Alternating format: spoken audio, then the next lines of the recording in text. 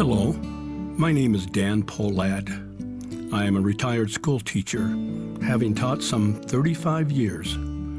I also am a Vietnam War veteran. I've had many great experiences in life and a few sad ones. One remembrance that comes to my mind more often occurred many years ago. I remember school had let out for the day. I walked out into the hall to see if the students had left for the day. I saw a small boy walking down the hall. I said, "Hi there, young man, and how are you doing this fine day?" He said nothing.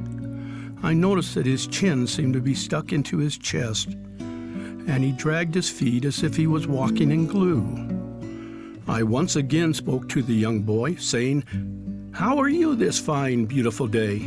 Still, he just forged on when I suddenly stepped in front of him.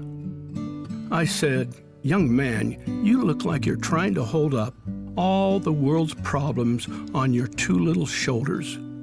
Is something wrong, son?" You know, I have 3 sons about your age, and I can usually tell when something is troubling them. "Son, I believe something's troubling you." He said nothing. I asked him if he'd please come into my room for a short visit. I'd tell him something about my sons and a little bit of my classroom. He hesitated for a moment, then walked into the classroom. I asked him to have a seat. Still, his head was bent low with little movement. I said, "Son, is something wrong? You look so very sad and gloomy. Won't you please confide in me?" Suddenly, his head started to slowly rise, as if it was being lifted by a hydraulic car jack. To my dismay, as our eyes met, I was astonished and thought to myself, this boy has to have the most beautiful brown eyes I have ever seen on a child. Not only that, but he was one of the most handsome fellows I ever saw. How could anyone so small be so depressed and solemn? I once again said, "Son, please tell me what is troubling you. A boy so young as yourself should be happy and joyful. What is making you so sad and distraught?" He stood up, looked at me, and then said this in effect, "My name is Tommy." How do you do? I'm 8 years old and oh so blue. When I go home, I'll be all alone. Sounds of silence echo from room to room. But that's just the stillness before the storm. When my parents come home, the thunder will roar. The lightning striking, the rain falling from my eyes, and every day a little of me dies.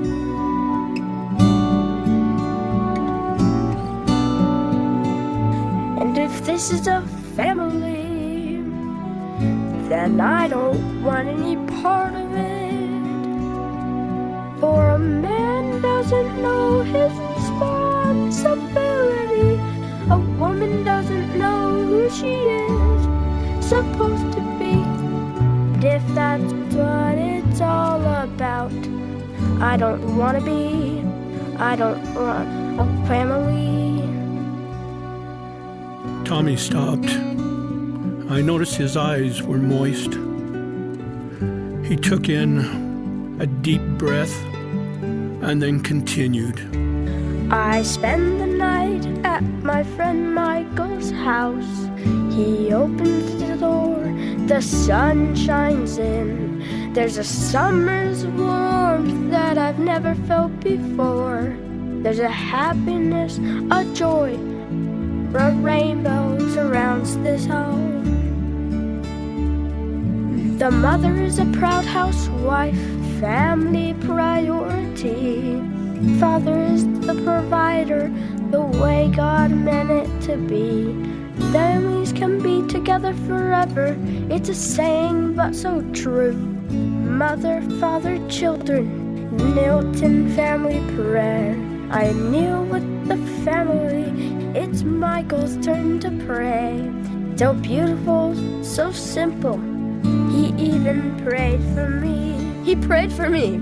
And if this is a family, then I want part of it. And if this is a family, then I want to have my own. For a man knows his responsibility. A woman knows who she is supposed to be. And if that's what it's all about, then I want my own family.